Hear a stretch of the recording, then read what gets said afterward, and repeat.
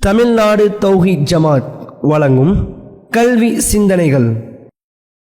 அஸ்ஸலாமு அலைக்கும் வரஹமத்துல்லாஹி வபரகாத்துஹு. தமிழ்நாடு தௌஹீத் ஜமாத் மாநில மாணவரணி சார்பாக ஒவ்வொரு வாரமும் எண்ணற்ற கல்வி மற்றும் வேலைவாய்ப்புகள் சார்ந்த தகவல்களை நாம் பார்த்து வருகின்றோம். அதனுடைய தொடர்ச்சியாக இன்றைய தினம் 10 மற்றும் 12ஆம் வகுப்பு படிக்கக்கூடிய பள்ளி மாணவ மாணவிகளுக்கான அரசு பொதுத் தேர்வில் அதிக மதிப்பெண் பெறுவது எப்படி என்ற தகவல்களை நாம் பார்க்க இருக்கின்றோம். இன்றைய காலகட்டத்தில் பள்ளி மாணவ மாணவியர்களுக்கிடையே பல்வேறு விதமான மன அழுத்தங்கள் ஏற்படுது. இது எதை நோக்கி போகுது என்று சொன்னால், அவர்களுடைய மதிப்பெண்களை ஒட்டி தான் இது ஏற்படுகிறது. எந்த மாதிரியான ஒரு மன அழுத்தத்திற்கு அவர்கள் உள்ளாகிறார்கள் என்றால், குறிப்பாக 10ஆம் வகுப்பு மாணவர்களை பொறுத்த வரைக்கும் அவங்க ஒரு ஃபர்ஸ்ட் டைமா பப்ளிக் எக்ஸாமை அட்டன் பண்ணணுன்ற ஒரு ஃபேஸ் பண்ணணுன்ற ஒரு இதில் இருப்பாங்க. அந்த காலகட்டத்தில் அவர்களுக்கு என்ன ஆகும் என்று சொன்னால், 10ஆம் வகுப்பு மாணவர்கள் மட்டுமல்ல, ஏற்கனவே 10ஆம் வகுப்பு எழுதி 12ஆம் வகுப்பு படிக்கக்கூடிய மாணவர்களுக்கும் இதே சூழல் தான். ஒரு எக்ஸாம் ஃபீவர்னு சொல்லுவாங்க.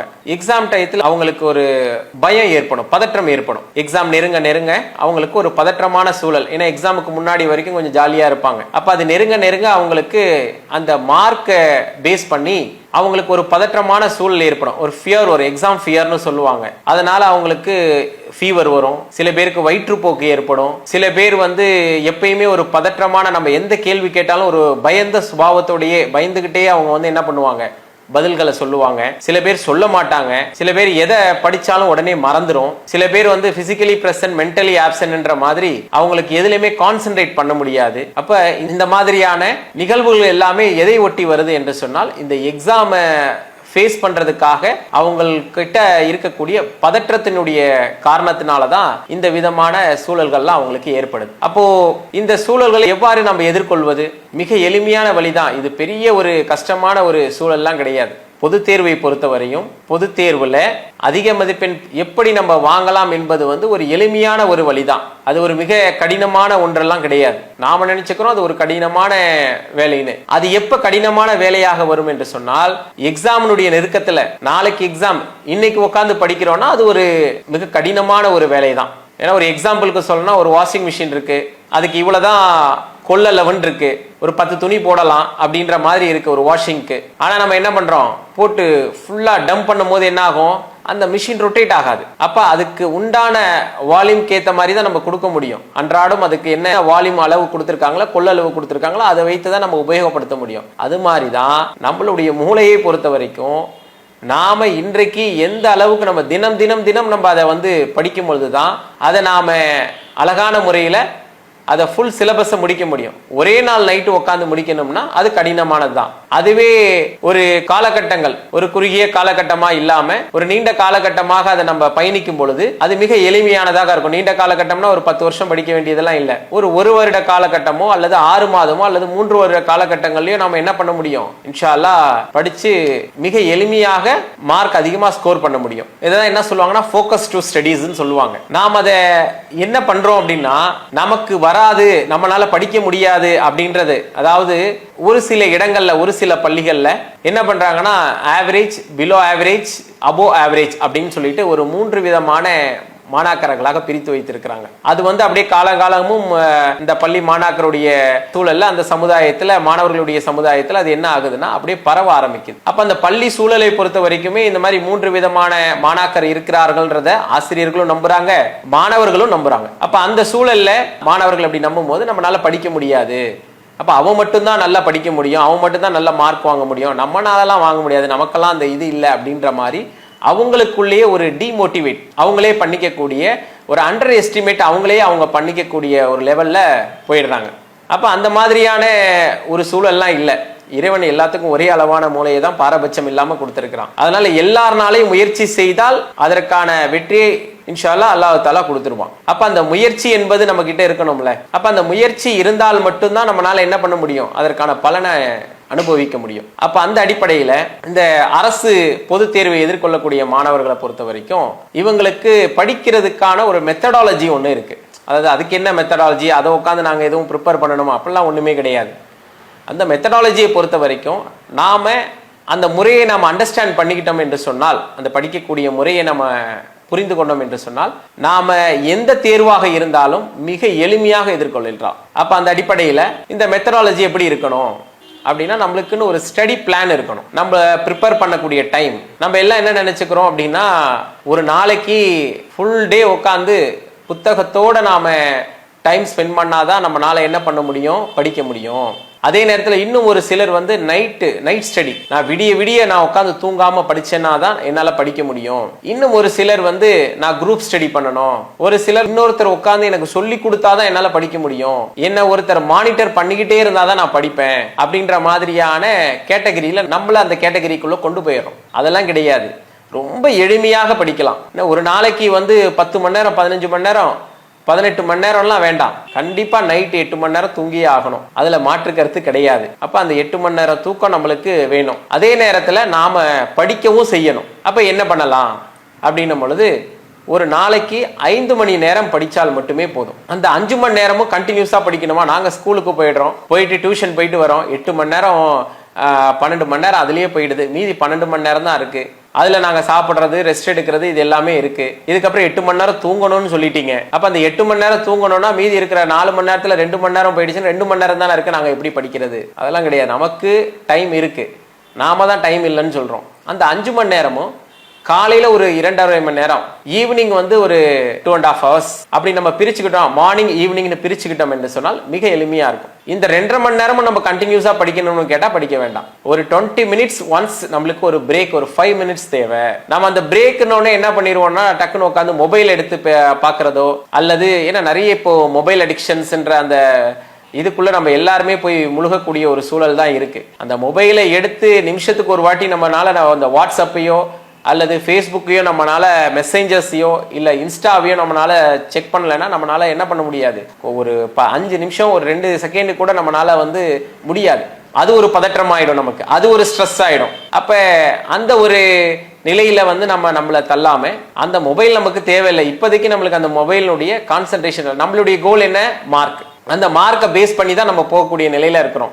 அப்ப 20 நிமிஷத்துக்கு ஒரு வாட்டி ஒரு 5 minutes ரிலாக்ஸ், அது நம்ம எந்திரிச்சு ஒரு ரெஸ்ட் ரூம் போகிறதோ அல்லது தண்ணி, அந்த கேப் கிடைக்க தண்ணி குடிக்கணும். ஏன்னா நம்மளுக்கு எனர்ஜி நம்மள அறியாமையே நம்ம அமைதியாக உட்கார்ந்துருக்கும் போது நம்மளுடைய உடல்ல இருந்து ஒரு 40% எனர்ஜி வெளியே போய்கிட்டே தான் இருக்கும். அது ஏதோ ஒரு வகையில் வெளியே போயிடும். அப்போ நம்மளுக்கு அந்த எனர்ஜியை உள்ள இன்டேக் எடுக்கணும் அப்படின்னா அதுக்கு அந்த கேப்ல ஒரு 20 minutes 25 minutes கேப்ல நாம என்ன பண்ணணும்னா, அந்த ரெஸ்ட் கொடுக்குற டைம்ல அந்த 5 minutes ரெஸ்ட் எடுக்கும் போது நாம தண்ணி குடிக்கிறது, கொஞ்சம் எந்திரிச்சு வாக் பண்றது, இந்த மாதிரியான சின்ன சின்ன பிசிக்கலா நம்மளுக்கு ஒரு ஆக்டிவிட்டி கொடுத்தோம் அப்படின்னா இன்ஷா அல்லாஹ் அடுத்து அந்த நம்ம படிக்கக்கூடிய அந்த சூழல் வந்து நமக்கு மிக எளிமையாக இருக்கும். இதுதான் படிக்கக்கூடிய அந்த மெத்தடாலஜி.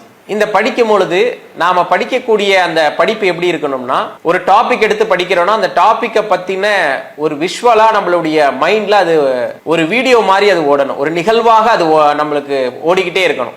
புக்ல நம்ம ஒரு கான்செப்ட் எடுக்கிறோம், அந்த கான்செப்டை படிக்கிறோம், அந்த கான்செப்ட் நமக்கு எப்படி இருக்கணும்னா விஷுவலா நம்மளுடைய மைண்ட்ல வீடியோவா போய்கிட்டே இருக்கணும். ஃபார் எக்ஸாம்பிள் 12th ஏசி ஜெனரேட்டரை பத்தி படிப்பாங்க. அப்ப அந்த ஏசி ஜெனரேட்டர்ல எந்த பிளஸ் எந்த மைனஸோட எடுக்கும் போது எந்த சர்க்கியூட் எதோட போகும்போது அந்த ஏசி ஜெனரேட்டர் ஆப்ரேட் ஆகுதுன்றத நம்ம ஒரு மைண்ட்ல கொண்டு போகணும். ஃபர்ஸ்ட் வேர்ல்டு வார் பத்தி கிளாஸ் எடுக்கிறாங்க அப்படின்னா, முதல் உலக போரை பத்தி வகுப்பு எடுக்கிறாங்கன்னா அந்த உலக போர் எப்படி போகுது, எப்படி நடந்திருக்கும் அப்படின்னும் போது 2 நாடுகளை சேரணும், இத்தனை நாடுகள்லாம் சேருது, இந்த நாடுகளுக்கு இது கை கோர்க்குது, இன்னொரு நாடுகளுக்கு இந்த நாடுகள்லாம் கை கோர்க்குது, அப்ப இந்த இடத்துல இந்த போர் ஏற்படுவதற்கான காரணங்கள்லாம் இருக்கு அப்படின்னு சொல்லும் பொழுது அந்த நிகழ்வு நம்மளுடைய மைண்ட்ல எப்படி ஒரு கதை சொல்லும் பொழுது அது நம்ம மைண்ட்ல அது நடந்த மாதிரியான ஒரு சூழல் நம்ம மைண்ட்ல ஓடுமோ, ஒரு வீடியோவாக ஒரு ஃபிளாஷ் ஆகுமோ, அதே போன்று நாம் படிக்கக்கூடிய அந்த கான்செப்ட் படிப்பு, அந்த சப்ஜெக்ட்ல இருந்து எடுக்கக்கூடிய அந்த லெசன்ஸ்ல இருந்து எடுக்கக்கூடிய ஒவ்வொரு கான்செப்டும் நமக்கு ஒவ்வொரு கருத்துக்களுமே நம்மளுக்கு வந்து எப்படி இருக்கணும்னா ஒரு வீடியோவா போகணும். அப்படி போகக்கூடிய அந்த படிப்பு தான், அந்த கான்செப்ட் தான் நமக்கு வந்து நெடுங்காலங்களுக்கு நினைவுகள்ல இருக்கும். 10th ஒரு சோசியல் டீச்சர் இருப்பாங்க, சமூக அறிவியல் எடுக்கக்கூடிய பாடம் எடுக்கக்கூடிய ஒரு ஆசிரியர் இருப்பாங்க. அவங்க புக்கு இல்லாம ஒரு கதையை அல்லது ஒரு ஹிட்லர் போன்ற தலைவர்களுடைய கதைகளை சொல்லும் பொழுது, அவர்களுடைய வரலாற்றுகளை கதைகளாக சொல்லும் பொழுது நமக்கு எவ்வளவு ஒரு நீண்ட காலமாக நமக்கு ஞாபகம் இருக்கும். எப்ப கூப்பிட்டு கேட்டாலும் நம்ம சொல்லுவோமா இல்லையா? அப்ப என்னன்னா, அவர்களுடைய வரலாற்றுகளை நாம் கேட்கும் பொழுது அன்றைக்கு நாமே அங்க இருந்து அதை நேரடியாக பார்த்த மாதிரி நமக்கு ஒரு விஷுவல் ஓடிட்டே இருக்கும் மைண்ட்ல. அப்போ ஓடும் பொழுதுதான் நமக்கு என்ன ஆகும்னா, அது நீண்ட காலத்துக்கு ஞாபகம் இருக்கும். அது போன்றுதான் நாம படிக்கணும். அது மட்டும் இல்லாம சின்ன சின்ன டிப்ஸ் தான். படிக்கும் போது ஒரு 2.5 மணி நேரம் படிக்கிறோம், கான்செப்டை புரிஞ்சு படிக்கிறோம். இந்த படிக்கக்கூடிய நேரத்துல நம்ம கிட்ட ஒரு நோட் பேடுன்னு ஒண்ணு இருக்கணும். நாம படிக்கக்கூடியதே ஒரு சின்னதாக ஒரு நோட்ஸ், அதை எடுத்து எழுதிக்கிட்டே போகணும். இந்த நோட்ஸ் எதுக்காக எழுத சொல்றோம் என்று சொன்னால், ஒவ்வொரு தடவையும் நம்ம நோட்ஸை எடுக்கும் பொழுதும் படிச்சு முடிச்சுட்டு நாம ஒரு 2 நாள் சென்று திரும்ப அந்த நோட்ஸ் எடுத்து பார்க்கும் பொழுது நமக்கு அந்த ஹின்ஸை வச்சு நம்மளுக்கு அதை டெவலப் பண்ணக்கூடிய அளவுக்கு நமக்கான திறமை இருக்கும். இது எல்லார் இடத்துலயுமே இருக்கு. நல்லா படிக்கக்கூடிய மாணவர்கள் மட்டும்தான் இல்ல, எல்லாரும் நல்லா படிக்கக்கூடிய மாணவர்கள் தான். அதனால எல்லார்கிட்டையும் இந்த திறன் இருக்கும், இந்த நோட்ஸ் எடுக்கக்கூடியது. அது மட்டும் இல்லாம நாம இந்த படிக்கக்கூடிய நாட்கள் இருக்குல்ல, இதுக்கு ஒரு டைம் டேபிள் போட்டுக்கலாம். இதுக்கு PDCA சைக்கிள்னு சொல்லுவாங்க. அதாவது பிளான், டூ, செக், ஆக்ஷன் அப்படின்னு இருக்கும். பிளான்ன்றது நம்ம திட்டமிடுறது நம்மளுக்கு எடுக்கக்கூடிய நாட்கள் எவ்வளோ. உதாரணமாக சொல்ல போனா, நமக்கு ஒரு 30 நாட்கள் இருக்கு, நமக்கு ஒரு 5 சப்ஜெக்ட் இருக்கு. இந்த 5 சப்ஜெக்டுக்கான இந்த 30 நாட்களையும் நம்ம என்ன பண்ணுவோம் என்று சொன்னால் 6 நாட்களாக பிரிச்சுக்கலாம். இதுதான் பிளான். சோ இப்ப இந்த 6 நாட்கள்லையும் தொடர்ந்து 6 நாட்களுக்கு நாம இந்த சப்ஜெக்டை படிக்கணுமா என்று சொன்னால் இல்ல, பிரிச்சுக்கலாம். முதல் 3, அடுத்த 3, அடுத்த 3, அடுத்த 3, அந்த மாதிரி முதல் 3 நாட்கள் படிச்சதை அடுத்த 3 நாட்கள் ரிவிஷன் பண்ணலாம். இது ரிவிஷன் மெத்தட்னு சொல்லுவாங்க. இந்த ரிவிஷன் மெத்தட் எப்படின்னா, முதல்ல 3 நாட்கள் படிச்சிடறோம். அது நிறைய பேர் வச்சிருப்பாங்க. 3 days revision method, 4 days revision method, 7 days revision மெத்தட்லாம் வச்சிருப்பாங்க. இது நாம அந்த TNPSC இந்த காம்படிட்டிவ் எக்ஸாம் படிக்கக்கூடியவங்கலாம் இந்த மெத்தடாலஜியில தான் படிப்பாங்க. நிறைய காம்படிஷன் போட்டி தேர்வுகள் இருக்கா இல்லையா, அதற்கு படிக்கக்கூடிய மாணவ மாணவியர்கள் கிட்ட இந்த மெத்தடாலஜியை ஃபாலோ பண்ணுவாங்க. அது மாதிரி நமக்கு ஒரு உதாரணத்துக்கு தான் நம்ம சொல்றோம். ஒரு 30 நாட்கள் இருக்கும் பொழுது ஒரு 5 சப்ஜெக்ட்டுக்கு 6 நாட்களாக பிரிக்கும் பொழுது அது என்ன ஆகும்னா, 3 நாட்களுக்கு ஒரு தடவை அல்லது 4 நாட்களுக்கு ஒரு தடவை நம்மளுடைய ஏற்றாற் போல் நாம என்ன பண்ணலாம், அதை பிரிச்சுக்கலாம். அப்படி பிரிக்கும் பொழுது முதல்ல எதெல்லாம் நம்மளுக்கு ஹார்டான சப்ஜெக்டா இருக்கோ, எதெல்லாம் கடினமான சப்ஜெக்டா இருக்கோ அதை முன்னாடி எடுத்துக்கணும். எதெல்லாம் ஈஸியான சப்ஜெக்டா இருக்கோ அதை பின்னாடி தள்ளிடணும். அப்ப அந்த கஷ்டமான சப்ஜெக்டை எடுக்கும் பொழுது அதுல இருக்கக்கூடிய ஒவ்வொரு லெசன்ஸ் பாடங்கள் இருக்குல்ல, அதுல எது ஈஸியான பாடங்களா இருக்கோ அதை முதல்ல எடுத்து படிக்கிறோம். கஷ்டமான பாடங்களை பின்னாடி கொண்டு போறோம். அதாவது சப்ஜெக்டா பிரிக்கும் பொழுது கடினமான சப்ஜெக்டை முன்னாடி எடுக்கிறோம், ஈஸியான சப்ஜெக்டை பின்னாடி கொண்டு போறோம். அப்புறம் எடுத்த சப்ஜெக்ட்ல இருந்து எது ஈஸியான சாப்டர்ஸோ அதை முன்னாடி படிக்கிறோம், கஷ்டமான சாப்டர்ஸை பின்னாடி கொண்டு போறோம். இதை படிச்சதுக்கு அப்புறம் அந்த 3 நாள் ஃபுல்லா படிச்சிட்டோம். 3 நாள் கழிச்சு திரும்ப படிச்சதை ரிவிஷன் பண்றோம். அந்த ரிவிஷன் தான் அந்த நோட்ஸ் எடுத்து வச்சிருக்கோம் இல்லையா, அந்த நோட்ஸை வச்சு படிக்கிறோம். அது மட்டுமல்ல, இந்த நோட்ஸ் எடுத்தது மட்டும் அதை நம்ம நிறுத்திடக்கூடாது. நோட்ஸ் எடுத்து படிச்சுட்டோம், 3 நாளைக்கு அப்புறம் ரிவிஷன் பண்ணிட்டோம், நேரா எக்ஸாமுக்கு போய் எழுதலாம்னா முடியாது. ஒரு விஷயத்தை ப்ரீ பிளான் பண்ணி பார்க்கணும். அதுக்கு ஒரு பிராக்டிஸ் இருக்கணும். எப்படி மேட்ச் விளையாடும் போது, கிரிக்கெட் மேட்ச் விளையாடும் போதோ அல்லது வேற ஏதோ கேம்ஸ் விளையாடும் போதோ, நம்மளுடைய ஏதோ ஒரு வகையில ஒரு ஸ்போர்ட்ஸ்ல நம்ம அந்த டோர்னமெண்ட் போறதுக்கு முன்னாடி, அந்த போட்டிக்கு போறதுக்கு முன்னாடி நாம எப்படி ஒரு பிராக்டிஸ் எடுப்போமோ, எவ்வளவு நாள் பிராக்டிஸ் எடுப்போம். சும்மா விளையாண்டு பார்ப்போம். அதுல என்னெல்லாம் மிஸ்டேக்ஸ் வருது, எந்த இடத்துல எல்லாம் நம்ம நம்மளுடைய கவனத்தை தவற விடுறோம், அதை நம்ம எப்படி நம்ம இந்த கவனங்களை தவற விடாம கொண்டு போனா நம்ம அந்த போட்டியில எப்படி நம்மளால வெற்றி பெற முடியும் அப்படின்றத கவனத்துல கொண்டு நம்ம பயிற்சி எடுப்போமா இல்லையா. அது மாதிரி தான் இந்த தேர்வுகளுக்கும் நமக்கு ஒரு பயிற்சி வேணும். அந்த பயிற்சி என்ன, தினமும் நாம படிச்சதோட மட்டும் இல்லாம நோட்ஸ், அதுக்கான நோட்ஸ் எடுத்து குறிப்புகள் எடுத்தது மட்டும் இல்லாம நாம டெஸ்ட் நம்மளையே செல்ஃப் எவாலுவேஷன் பண்ணணும். நாம ஒரு மார்க் டெஸ்ட் எழுதணும். ப்ரீவியஸ் இயர்ஸ் கொஸ்டின் பேப்பர்ஸ் இருக்கும், அல்லது நமக்கே ஃபர்ஸ்ட் மிட் டர்ம்ல இருந்து லாஸ்ட் ரிவிஷன் எக்ஸாம் வரைக்கும் கொஸ்டின் பேப்பர்ஸ் இருக்கும். இது எல்லா கொஸ்டின் பேப்பர்ஸையும் நாம ஒரு ஜெனியூனா நம்மளுடைய புத்தகத்தை தள்ளி வச்சுட்டு நாம அதை டெஸ்ட் எழுதி பார்க்கணும். இது தியரி சப்ஜெக்ட்ஸ்க்கு ஓகே. அதே போன்றுதான் ஒரு பிராக்டிக்கல் ஓரியன்டான சப்ஜெக்ட், ஃபார் எக்ஸாம்பிள் மேத்தமேட்டிக்ஸ், இந்த மாதிரியான அக்கௌண்டன்சி, இந்த மாதிரியான சப்ஜெக்ட்ஸ் எல்லாம் இருக்குன்னா இது எல்லாத்தையுமே நம்ம என்ன பண்ணணும், போட்டு பார்க்கணும். நம்ம ஒவ்வொரு தடவையும் என்ன பண்ணுவோம்னா அதை போட்டு பார்த்து அதனுடைய மெத்தடாலஜியை புரிஞ்சுக்கங்க. இந்த ஸ்டெப்புக்கு அப்புறம் இந்த ஸ்டெப் எப்படி வருதுன்னு புரிஞ்சுக்கங்க. புரிஞ்சு அதை அண்டர்ஸ்டாண்ட் பண்ணி எழுதுனா நம்ம ஈஸியா எழுதிடலாம். அப்படின்றது நமக்குள்ள சொல்லும் பொழுது நமக்குள்ள ஒரு கருத்து இருக்கும். என்ன எழுதுவோனா, என்ன நான் புரிஞ்சுதானே படிக்கிறேன், எனக்கு எல்லாம் பார்க்கும் போது புரியதானே செய்யுது. அதாவது ஒரு லைனை அண்டர்லைன் பண்ணி படிக்கிறதுக்கும் திரும்ப திரும்ப அண்டர்லைன் பண்ணி படிக்கிறதுக்கும் ஒரு பேராகிராஃபை திரும்ப திரும்ப திரும்ப நம்ம படிச்சுக்கிட்டே இருக்கிறதுக்கும் அதை புரிஞ்சு படிக்கிறதுக்கும் வித்தியாசம் இருக்கு. இந்த மனப்பாடம் பண்ணி படிக்கிறது அந்த ஒரு லைனை 10 முறை நம்ம திரும்ப திரும்ப படிப்போம். நம்ம ஏற்கனவே சொன்னோம் இல்லையா, ஃபோக்கஸ் டு ஸ்டடீஸ்ன்னு சொன்னோம்ல, அந்த விஷுவலா ஓடணும், அதை அண்டர்ஸ்டாண்ட் பண்ணி படிக்கிறது. இந்த மனப்பாடம் பண்ணி படிக்கக்கூடிய கல்வி எப்படி இருக்கும்னா, வயிறு நிறைய சாப்பிட்டு ஒருத்தர் போய் வாந்தி எடுக்கிற மாதிரியான ஒரு சூழல் தான். நாம நல்ல பைஹார்ட் பண்ணி கொண்டு போய் நம்ம என்ன பண்ணிடுறோம், பேப்பர்ல வாமிட் பண்ணிட்டு வந்துடுறோம். அதுக்கப்புறம் ஏதாவது நமக்கு அந்த சப்ஜெக்டை பத்தின ஒரு நாலேஜ் இருக்குமான்னு கேட்டா இருக்காது.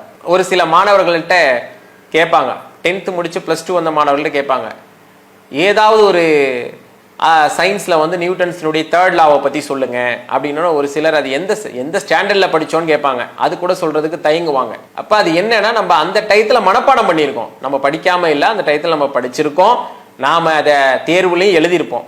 அது எப்படி எழுதியிருப்போம், மனப்பாடம் பண்ணி எழுதியிருப்போம், அந்த புரிஞ்சு படிச்சிருக்க மாட்டோம். அப்ப புரிஞ்சு படிச்சு நம்ம எழுதும் பொழுது அதனுடைய வேல்யூ எப்படி இருக்கும்னா, நம்மளுக்கு லைஃப் லாங்க்கு அது யார் கேட்டாலும் அந்த டாபிக்கை பத்தி நம்மளால பிராக்டிக்கலா எக்ஸ்பிளைன் பண்ண முடியும், அல்லது ஏதோ ஒரு உதாரணத்தை சொல்லி நம்மளால அதை என்ன பண்ண முடியும், எக்ஸ்பிளைன் பண்ண முடியும். அப்ப அந்த அளவுக்கு கேப்பபிலிட்டியோட தான் நம்ம எல்லாருமே இருக்கிறோம். இப்ப அது மாதிரி மேக்ஸை பொறுத்த வரைக்கும் போட்டு பார்க்கறது என்ன பண்ணுவோம் அப்படின்னா, இந்த சைட்ல கிளாஸ் ஒர்க் வச்சுப்போம் அல்லது நோட்ஸை வச்சுப்போம், இந்த சைடு என்ன பண்ணுவோம்னா அதை பார்த்து அப்படியே போட்டுக்கிட்டே இருப்போம். அந்த மாதிரி போட்டுக்கிட்டே போனோம்னா அதை பார்த்து போடும்போது நமக்கு புரியும். அந்த நோட்டை மூடி வச்சுட்டு இந்த நோட்டையும் மூடி வச்சுட்டு ஒரு டெஸ்ட் எழுதும் போது நமக்கு தெரியாது. அப்போ இது எல்லாமே எதனால வருதுன்னா, அதை பார்த்து அப்படியே எழுதிக்கிட்டே போகும் பொழுது நமக்கு எக்ஸாம்ல ஒரு சின்ன மிஸ்டேக் சொல்லுவாங்க, சில்லி மிஸ்டேக்ல இவனுக்கு மார்க் போயிடுச்சு, அதனாலதான் இங்கெல்லாம் மார்க் வரல, பிளஸுக்கு மைனஸை போட்டா மைனஸுக்கு பிளஸை போட்டா இந்த இடத்துல டிவைட் பண்ணணும், இந்த இடத்துல கிராஸ் பண்ணி அதை கொண்டு வரணும், ஆனா அதை எல்லாமே அவன் விட்டுட்டான் அப்படின்னு சொல்லுவாங்க. அப்ப அது எல்லாமே வந்து என்ன அப்படின்னா, நம்ம பார்த்து அப்படியே காப்பி அடிச்சு போடுறதுனால நமக்கு வரக்கூடியதுதான். ஃபர்ஸ்ட் என்ன பண்றோம்னா, அதை பார்க்குறோம், பார்த்துட்டு அந்த சம்மை பார்த்துட்டு நம்மளுக்கு புரிஞ்சிருச்சுன்னு தெரியுது, அதை நம்ம மூடி வச்சிடறோம், நம்ம உட்காந்து அழகான முறையில் போட்டுக்கிட்டே வரோம். போடும்பொழுது எந்த இடத்துல நம்ம ஸ்ட்ரக் ஆகிறோம், இந்த ஸ்டெப்புக்கு அப்புறம் ஏன் நம்மளால போக முடியல அப்படின்றத நாம கொஞ்சம் சிந்திக்கணும். அப்ப அது என்ன ஆகும், நோட்டை மூடி வச்சுட்டு போடும் பொழுதுதான், அந்த நோட்ஸை நம்ம க்ளோஸ் பண்ணி வச்சுட்டு அந்த புத்தகத்தை நம்ம மூடி வச்சுட்டு நம்ம போடும் பொழுதுதான் நமக்கு அதை போட்டு பார்க்கும் பொழுதுதான் நமக்கு அது எந்த இடத்துல நாம மிஸ்டேக் பண்றோம்னு தெரியும்.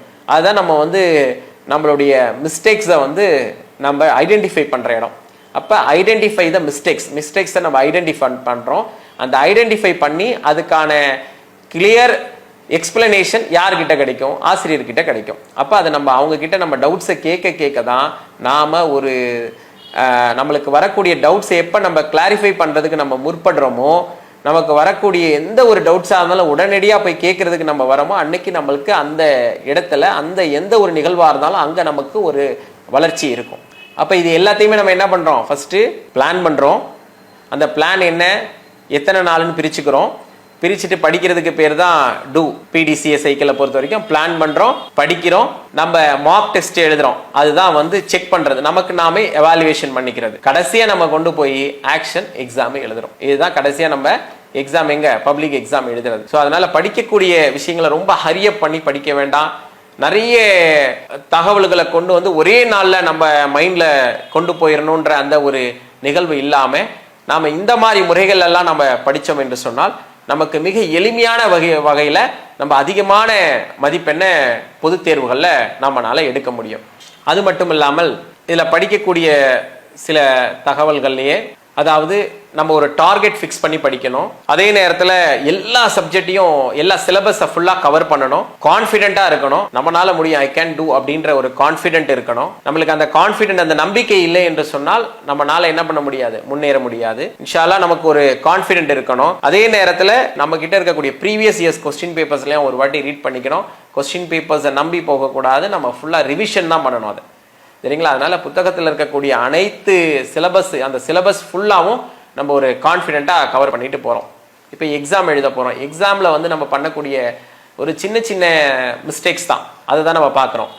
இந்த சின்ன சின்ன மிஸ்டேக்ஸ் என்ன அப்படின்னு சொன்னால், டைம் மேனேஜ்மெண்ட் இல்லை. மெயினாக வந்து எக்ஸாம்ஸில் வந்து நம்மளுக்கு வந்து டைம் மேனேஜ்மெண்ட் வேணும். 1 மார்க் கேள்வினா 1 நிமிஷத்துல நம்ம விடையளிக்கிற மாதிரி இருக்கணும். அதுக்கு தான் 1 மார்க். 2 மார்க் கேள்வியை பொறுத்த வரைக்கும் 2 நிமிஷத்துல 2 மினிட்ஸ்ல நம்ம என்ன பண்ணலாம், ஆன்சரை எழுதிடணும். அதே மாதிரி 3 மார்க் கொஸ்டின்ஸ்க்கு 3 மினிட்ஸ், 5 மார்க் கொஸ்டின்ஸ்க்கு 5 மினிட்ஸ் இருக்கணும். இந்த மாதிரி நம்ம நமக்கு இருக்கக்கூடிய அந்த கேள்விகளை பொறுத்த வரைக்கும் நாம நமக்கு அதுக்கேத்த மாதிரியான டைமை நம்ம செட் பண்ணிக்கணும். எதெல்லாம் நமக்கு தெரியுமோ, நல்லா தெரியுமோ அதெல்லாம் முன்னாடி எழுதிடணும். கொஞ்சம் சிந்திச்சு எழுதக்கூடியதை பின்னாடி கடைசியாக எழுதுற மாதிரி வச்சுக்கணும். அதே போன்று எக்ஸாமை எழுதி முடிச்சதுக்கு அப்புறம் நம்ம என்னெல்லாம் எழுதியிருக்கோமோ அதெல்லாம் கரெக்டா இருக்கா அப்படின்றத ஒரு வாட்டி செக் பண்ணிக்கணும். செக் பண்ணிட்டு எதெல்லாம் நம்ம விட்டுருக்கோமோ அதெல்லாம் நம்ம எழுதிடலாம். அதே மாதிரி இந்த அடித்தல் திருத்தல் இது எல்லாமே நமக்கு தெரிஞ்சதுதான்.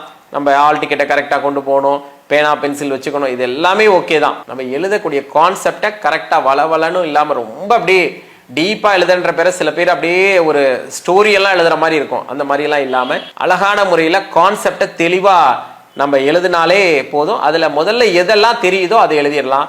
கொஞ்சம் கடினமாக இருக்கக்கூடியதை பின்னாடி நம்ம யோசிச்சு எழுதக்கூடியதை, சிந்திச்சு எழுதக்கூடியதை பின்னாடி நம்ம எழுதலாம். அது மட்டும் இல்லாம எக்ஸாம் எழுதி முடிச்சோன்னே நாம என்ன பண்ணக்கூடாது அப்படின்னா, இந்த சப்ஜெக்டை பொறுத்தவரை எக்ஸாம் எழுதுறதுக்கு முன்னாடி நாம எப்படி படிக்கிற முறையை பார்த்தோமோ அது மாதிரி எக்ஸாம் ஹாலுக்குள்ள போறதுக்கு முன்னாடி நாம என்ன பண்ணணும் என்று சொன்னா, 1/2 ஹவருக்கு முன்னாடி யார்கிட்டயுமே பேச வேண்டாம். தேவையில்லாத டிஸ்கஷன்ஸ் இருக்கக்கூடாது. அந்த சப்ஜெக்டுக்கும் நமக்கும் சம்மந்தம் இல்லைன்ற மாதிரியான ஒரு நிலையை ஏற்படுத்திக்கிட்டு தான் நம்ம போகணும். யார் சொல்றதையும் கேட்டு இது முக்கியம் அது முக்கியம் அப்படின்னு சொல்லுவாங்க. அது எதையும் நம்ம கேட்கக்கூடாது. நாம படிச்சதுதான் வரப்போகுது. நாம எதை படித்தோமோ அதிலிருந்து தான் அந்த கேள்வித்தாள் இருக்கும் அப்படின்றத நாம எண்ணி தான் போகணும். இதெல்லாம் இம்பார்ட்டன்ட் அதெல்லாம் இம்பார்ட்டன்ட் கடைசி நேரத்தில் சொல்லக்கூடிய எந்த விஷயமும் வேண்டாம். அந்த டயத்துல ஒரு விளையாட்டோ நம்ம போயிட்டு அங்கங்க நம்மளுடைய கவன சிதறல்களை எங்கும், அதாவது நம்மளுடைய மைண்ட் டிஸ்ட்ராக்ஷனை எங்கேயும் கொண்டு போயிடாம நாம ஒரே ஒரு இலக்கோட நாம அங்க எக்ஸாம் ஹால்குள்ள போறோம். கடைசி மூமெண்ட் வரையும் படிக்க வேண்டாம். அந்த மாதிரி படிச்சுட்டு போனால் அது நம்மளுக்கு ஞாபகத்துல இருக்காது. மறதின்றது அதுதான் மறதி. அதுக்கு முன்னாடி படிச்சதெல்லாம் இருக்கும். எக்ஸாம் ஹாலுக்கு முன்னாடி வரைக்கும் நம்ம படிச்சுட்டு போனோம்னா, அந்த 9 மணிக்கு உள்ள அலோவ் பண்றாங்க, 9:10க்கு அலோவ் பண்றாங்கன்னா நம்ம 9:08 வரைக்கும் நம்ம படிச்சுட்டு போறோம்னா அது நம்மளுக்கு ஞாபகத்துல இருக்காது. ஏன்னா அது ஒரு பதற்றமான சூழல்ல உள்ள போவோம். அந்த பதற்றமான சூழல்ல நாம எதெல்லாம் இன்டேக் எடுக்கிறோமோ அதெல்லாம் நமக்கு ஞாபகத்துல இருக்காது. அதே போன்று எக்ஸாம் எழுதிடுறோம். டைம் மேனேஜ்மெண்ட் எல்லாமே நம்ம சொல்லியிருக்கோம். எக்ஸாம் எழுதிடுறோம்.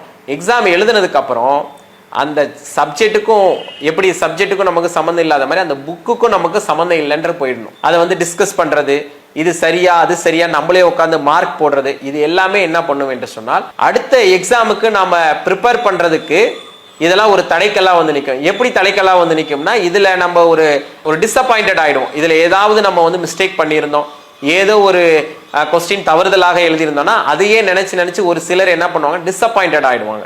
அந்த டிசப்பாயிண்டட் என்ன ஆகும்னா அடுத்த எக்ஸாமுக்கு படிக்கிறதுக்கு ப்ரிப்பேர் பண்றதுக்கு நம்மள கவனத்தை கொண்டு செல்வதற்கு கொஞ்சம் சிரமத்தில் கொண்டு நிறுத்தும்.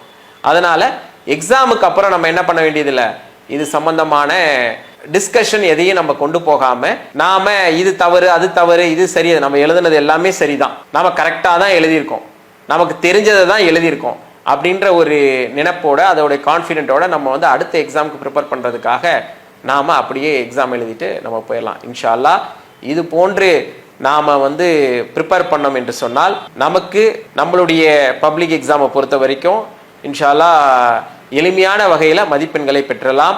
கூடுதலாக தகவல் என்னவென்று சொன்னால், மதிப்பெண் என்பது ஒரு மனிதனுடைய வாழ்க்கையை தீர்மானிக்காது. வாழ்க்கையினுடைய அடுத்தடுத்த கட்டங்களை நாம் அடைவதற்கு மதிப்பெண் ஒரு படிக்கற்களாக இருக்கு. அடுத்தடுத்த ஸ்டெப்பை நம்ம எடுத்து வைக்கிறதுக்கு ஒவ்வொரு அந்த ஸ்டெப்பா தான் நம்மளுக்கு இந்த மதிப்பெண் இருக்கு. அதனால மதிப்பெண் மட்டுமே ஒரு மனிதனுடைய வாழ்க்கையை முழுமைப்படுத்திடாது. அதனால மதிப்பெண் என்பது அடுத்த ஸ்டெப்புக்கு போறதுக்கு நமக்கு மிக முக்கியம். ஆனா அது எளிமையான வகையில நாமளால எடுக்க முடியும். கடுமையான ஒரு வேலையும் கிடையாது. அதனால இதை நம்ம இன்ஷா அல்லாஹ் மனதில் வைத்துக்கொண்டு வரக்கூடிய பொது தேர்வையை நம்ம மிக எளிமையாக எதிர்நோக்க வேண்டும் என்று இறைவனை பிரார்த்தித்தவனாக முடித்துக் கொள்கிறேன். அஸ்ஸலாமு அலைக்கும் வரஹ்மத்துல்லாஹி வபரகாத்துஹு. அல்லாஹு அக்பர் அல்லாஹு அக்பர்.